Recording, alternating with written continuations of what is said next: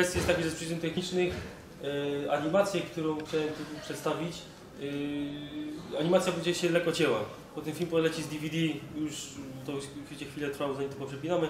I na końcu po filmie jeszcze chcielibyśmy wam puścić making of'a, czyli jak myśmy to tworzyli, jak ten film powstawał. Także myślę, że będzie się tu wszystkim podobało. Śmiechu będzie dużo.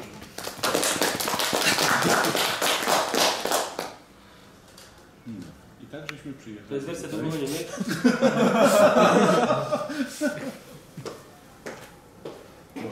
Deutsche Welle. Puścić już film właściwy i to jest, jakby to powiedzieć, ten kościół, to był tu przedstawiony. To jak bylibyście zainteresowani, to mam mapę właśnie lotniczą z 1984 roku, gdzie ten kościół jeszcze widać. Bo oni go wysadzili w 1985. Są filmy dokumentalne, jak to wyleciało w powietrze, ale na tym zdjęciu lotniczym mam taką wielką mapę i tam ten kościół jest widoczny dokładnie, jak jeszcze stoi. No, rok później już zniknął. W tej chwili na tym miejscu jest puste pole i stoi kaplica. I to, co z tego kościoła zostało, czyli te elementy, które ludzie pozbierali, no to po prostu w tej kaplicy to umieścili. Na pamiątkę, że to jest, no, że tam kościół, no, nie wiem czy gotycki, czy neogotycki, no ale budowla przestała istnieć 4 lata przed rozpadem całego tego systemu.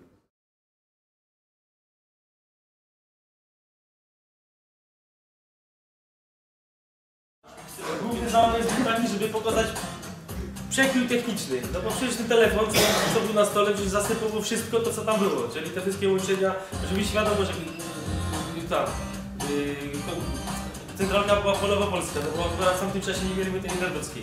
Ale chodziło o zamysł, że facet dzisiaj można wyciągnąć telefon z kieszeni i zadzwonić gdziekolwiek, a tam, żeby się połączyć spoza biurem, to musi siedzieć kobieta i przepina kabelki, nie? Że chodzi o to, że to jest 30 lat różnicy, a jaki jest skok technologiczny, jak widać, jak w telewizorze, jak to dzisiaj wyglądało.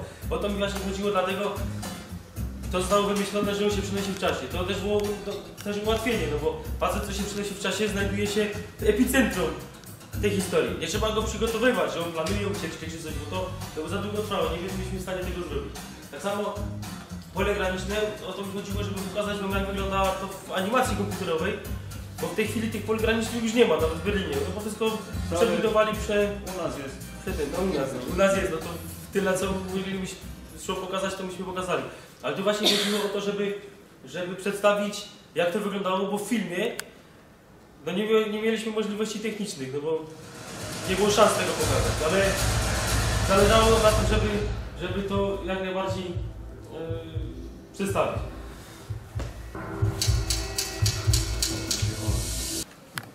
Nie zanudziło was tym poświęcenie czasu, bo to gdzieś koło godziny 20 minut trwało. Mogę powiedzieć tak, że było parę pytań, dlaczego, czemuśmy go więcej nie bili. Dlatego, że myśmy go na serio bili. Nie byliśmy w stanie tego zamarkować, żeby to nie wyglądało śmiesznie. Jeśli on dostał po pysku i dostał wrzut, to dostał faktycznie. On mówi tak, bo było dupli chyba z 15 i wszystkie były złe. I on mówi, dobra, ale nagrajcie to raz i porządnie. Los. Nagrało się, dobra, więcej dubli nie ma. Faktycznie. I to było bardzo ciężko to zrobić, żeby to było naturalne. Jeśli chodzi o pomieszczenie, to wiadomo, no, takich mieszkań dzisiaj nie ma. Więc przygotowanie pomieszczeń trwało gdzieś koło tygodnia, bo myśmy weekendami to nagrywali. Plan zdjęciowy trwał pół roku. Na przykład, tak, żeście widzieli, jak wprowadzali go do tego aresztu, do tej celi, no to facet otworzył drzwi, jak go wprowadził do tych drzwi i zamknął, to od tego czasu minęło 3 miesiące, a próg miał 40 km, po prostu to było zupełnie w innych miejscach. Trzeba było to zadbać, żeby po prostu wyglądał on tak samo i inaczej. Jak on zaproponował temu głównemu aktorowi, moim koledze, temu Andrzejowi Szłapie,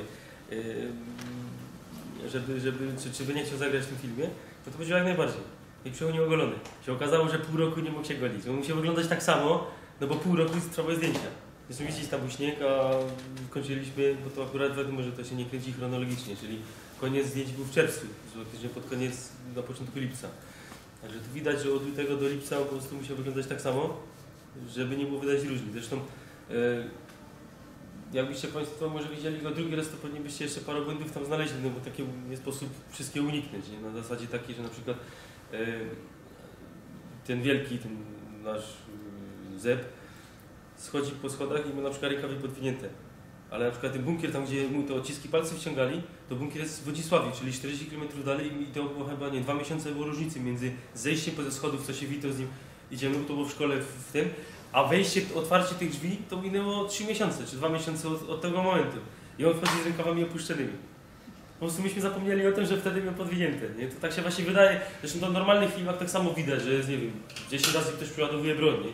Ale to właśnie z powodu tego, że w takim filmie, zresztą myśmy się sami tego uczyli na bieżąco, że na przykład oprócz aktorów najważniejsza jest obsługa i do tej obsługi musi być co najmniej 5 osób, bo musi być facet operator, musi być gościu od klapsa.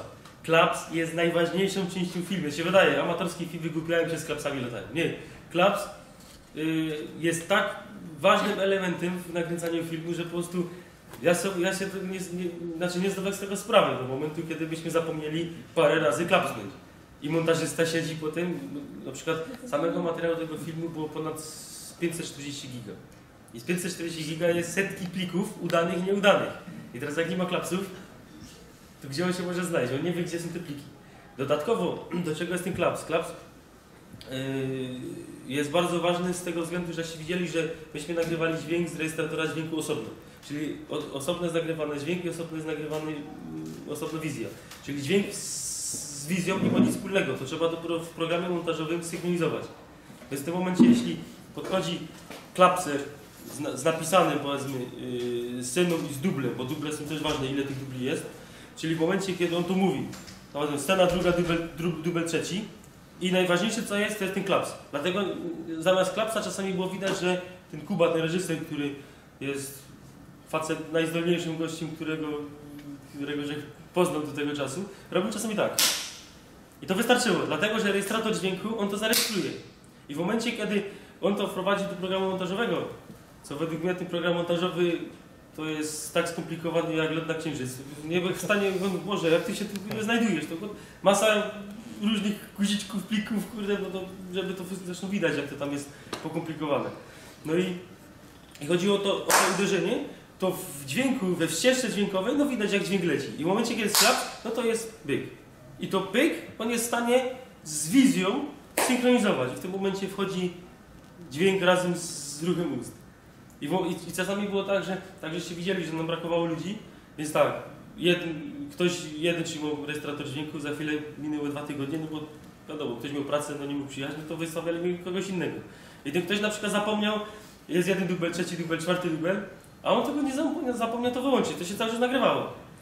No i teraz co, jest na przykład 26 plików wizyjnych, a na przykład 15 dźwiękowych. No i teraz ten Kuba siedzi w tym i Boże, i teraz szukać. I wszystkie po kolei muszą szukać, bo jeśli nie było porządku na planie, chociaż całe szczęście, jak widać, nie było tego dużo, więc uniknęliśmy jakichś takich wielkich błędów. Ale było widać, że minimalne błędy, które myśmy tam popełnili, to potem to się przenosiło na szukanie tych plików w gąszczu udanych, nieudanych. No najprościej było po prostu szukać tych ostatnich, bo ostatni to już jest najprawdopodobniej to udane. Nie? No, ale na przykład ile tu było takich oszukanych scen, bo na przykład tak na początku jest tak, że on jedzie samochodem i on gada. I to wszystko myśmy nagrali, jak gadał w lesie. Zanim się do Katowic dojechali, chodziło o to, żeby pokazać ten powiedzmy dzisiaj ten świat nowoczesny. Więc on już w tych Katowicach już nie gadał. Bo on już powiedział wszystko w lesie. I teraz przychodzi montaż i ty Kuba go tak, cholera, jak mógłbym pokazać Katowice, jak to są drzewa, wszystko drzewa za oknem, nie? I teraz jakbyście zauważyli, bo to trzeba jeszcze raz to puścić, że w momencie, kiedy on gada, to jak jest w mieście, to on wyrywał z tych wszystkich plików po sekundzie, żeby było widać, że nie widać mu ust. Było widać licznik. To jest wszystko po to, żeby oszukać właśnie widza, że on nie gada. Nie? Dodatkowo na przykład, to mówię powiedzmy, to na czym myśmy się sami nauczyli, tego jak to wychodziło i na przykład jak zrobić rozmowę telefoniczną, żeby to się synchronizowało. Okazało się, że to jest tak proste, bo to oczywiście jednego byśmy nagrali, nie wiem, 3 tygodnie później, drugiego 2 tygodnie wcześniej. I teraz wiadomo, no, ja mam kartkę, w której mam powiedzmy swoją kwestię. Ale kiedy ja mam wiedzieć, kiedy on przestanie gadać? Że nie da wiecznie. Dobra, no bo to się nie będzie kleić, to będzie sztucznie. To w tym momencie wystarczyło tak, że on stoi za kamerą, czyli ten gość, który będzie gadał w późniejszych scenach i on ma normalnie cały scenariusz opisany ze swoją kwestią. I my normalnie gadamy, tylko ja gadam do słuchawki, a on mi mówi normalnie. Tylko że jego dźwięk, jego głos został zmieniony na dźwięk słuchawkowy. Więc już nie trzeba było wracać, powiedzmy, do tamtych scen, bo to wszystko już było nagrane w jednym czasie, nie? Tak samo, żeście zauważyli, że w czasie scen oni się dogadują, to ja powiem tak, albo powiedz tak, nie? Dlatego, że wiadomo, że nie jest, cała ekipa to nie są aktorzy zawodowi, czyli nie są w stanie zapamiętać tekstu na jeden szlak, czyli chodziło głównie o to, żeby był sens sceny. To się musi wszystko kupy trzymać, a to, co będziecie gadać między sobą, to już jak się rozpędzicie, to polecić i myśmy to musieli jakoś tam, aha, to było tak, bo ciężko, powiedzmy, on jako montażysta miał się w tym połapać, nie? No w tej chwili, myślę, że Kuba akurat do filmówki no właśnie w tej chwili Kuba w tamtym czasie, myśmy go kręcili w 2013 roku w lutym, to w tym czasie on był w 3. klasie liceum. On jeszcze matury nawet nie miał, nie? Ale było widać, że synek ma do tego jakieś pojęcie. Ja w jego wieku to nie wiem, no aparat fotograficzny to albo głowę jego obciął, albo nogi, nie? On po prostu już miał, no i cieszę się osobiście, no i w sumie my jako cała grupa, że on poniekąd tym filmem, no tych filmów tam parę miał, ale poniekąd tym filmem on się dostał na studia po maturze do łódzkiej filmówki i w tej chwili jest na wydziale montażu. No, czyli w tej chwili mamy plan zrobić drugą część Szpicla, bo w tej chwili jest tak, że jak widzieliście, ten właśnie pułkownik, ten cały oberst Piechnic został w czasie nowożytnym, czyli jak on się obudził, nie z tym. Jak się stało, że on się znalazł, znowu wypłynął, nie? Ale przepięcia są. No, czyli można by spokojnie teraz zrobić kontynuację, ale już był plan, znaczy już jest to tam mniej więcej rozpisane, że chcielibyśmy pojechać do Berlina, czyli dzisiaj w Berlinie, bo tak to jest, i szukać jego akt, czyli tego głównego bohatera, który on się obudził, ale wiadomo, obudził się w ubraniu w tym grelichu jednym, czyli jego dokumenty, wszystko zostało tam. Więc jakbyśmy nakręcili drugą część w tym momencie, jak oni wchodzą na przykład do Instytutu Gałka i otwierają szafy archiwalne i z szaf archiwalnych wyciągają 30 dokumenty, które przeleżały 30 lat.